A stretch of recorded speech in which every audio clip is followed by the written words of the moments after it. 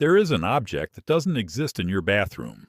You've never seen it on a shelf, never bought it, never thought about it for a single second. But for most of human history, it was one of the most important things a person could have within reach.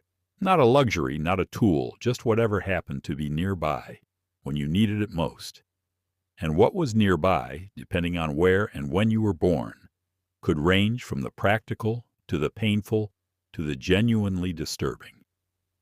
This is the story of what people used before toilet paper existed. And it turns out, that story reveals more about civilization, class, culture, and the human obsession with cleanliness than almost anything else you'll find in a history book. Let's start with the most important thing to understand. For most of human history, hygiene after using the bathroom wasn't a single universal practice. It wasn't standardized. It wasn't even particularly discussed. What people used depended almost entirely on three things: where they lived, how wealthy they were, and what was close at hand. And that gap between rich and poor, between ancient Rome and medieval Europe, between the imperial courts of China and a rural farmstead in colonial America, tells you almost everything about how different civilizations understood the body, cleanliness, and human dignity. Go back far enough, and the answer is simple. Nature. Leaves, grass, moss, snow, running water, whatever the landscape provided.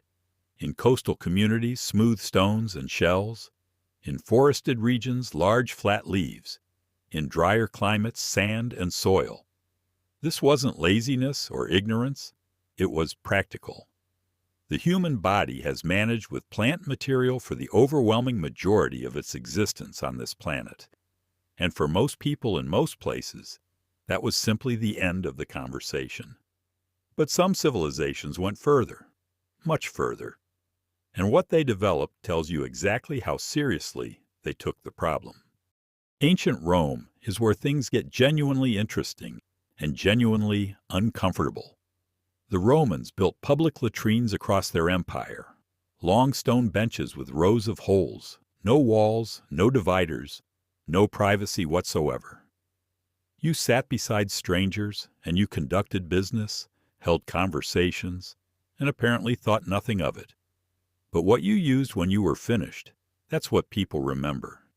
It was called a tersorium, a sea sponge attached to the end of a stick, kept in a bucket of salt water or vinegar and shared between everyone using the latrine. Every person in that room, one after another, used the same sponge on the same stick. The Romans, who considered themselves the height of civilization, who built aqueducts and roads and legal systems that still echo through modern law, shared a communal sponge. Let that sit with you for a moment. Ancient Greece had a different approach. Broken pottery, specifically, small, smooth pieces of ceramic rounded at the edges, sometimes inscribed. Archaeologists have found examples with names scratched into them, and not always politely. It appears that in ancient Greece, using a piece of pottery with an enemy's name on it carried a specific kind of satisfaction.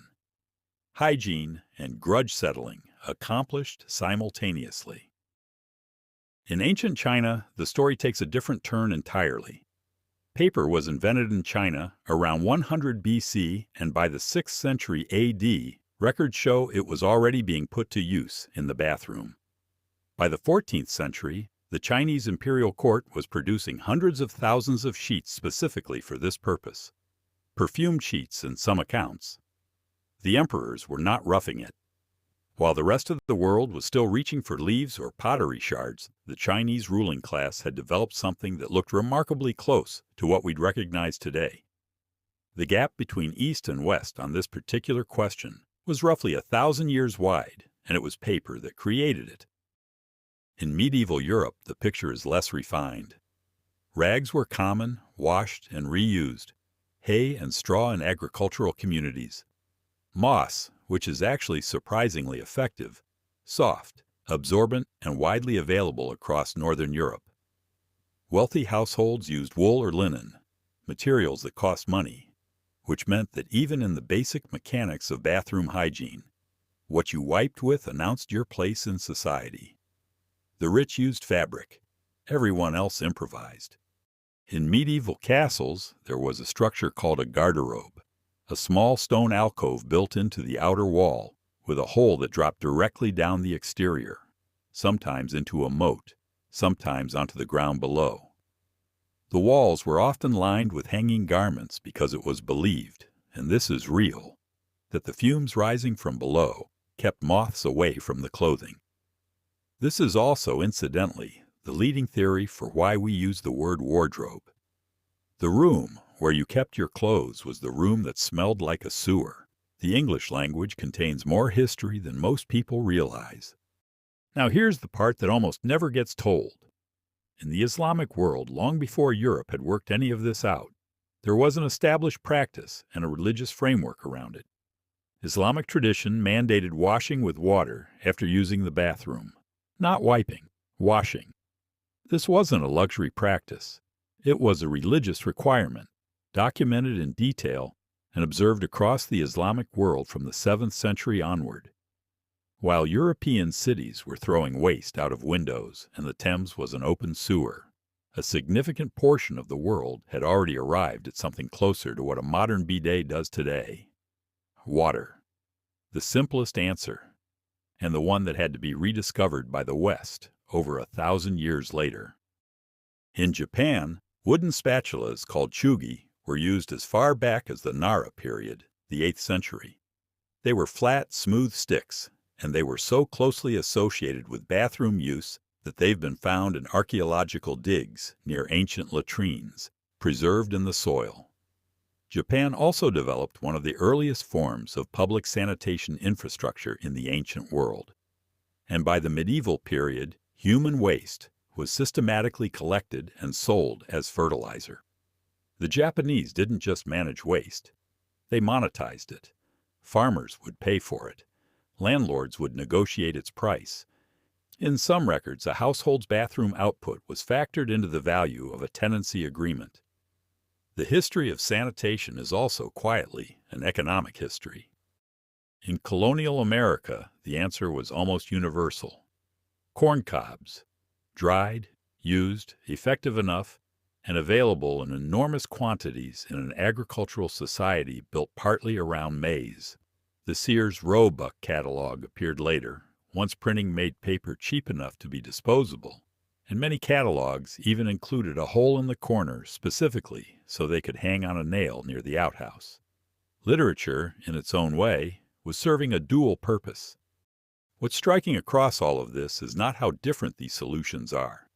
It's how consistent the underlying problem is.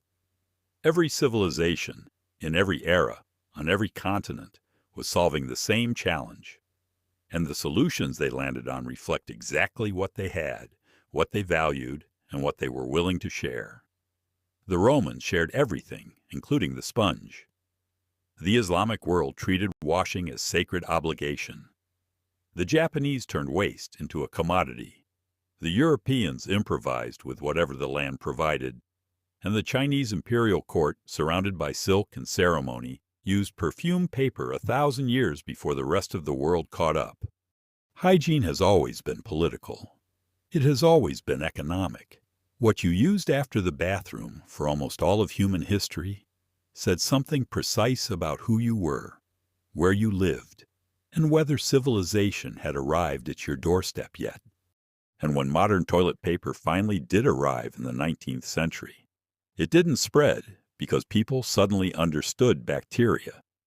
It spread because plumbing demanded it, because cities needed infrastructure that wouldn't clog, because the Industrial Revolution made paper cheap enough to throw away. The Romans had organized sewers. The Chinese had paper. It took the collision of those two ideas 2,000 years apart to produce the roll sitting in your bathroom today. The next time you reach for it without thinking, consider what that automatic gesture replaced. A sponge on a stick in a room full of strangers. A piece of broken pottery with someone's name scratched into the clay. A corn cob hanging in a cold outhouse on the edge of a field. Thousands of years of human ingenuity, all solving the same problem, all arriving at different answers, all pointing toward the same uncomfortable truth. Civilization is, at its core, a long negotiation with the most basic facts of being alive. If you enjoyed today's episode, hit the subscribe button, drop a like, and let us know in the comments what object you want us to uncover next. Every room you've ever walked into has a story.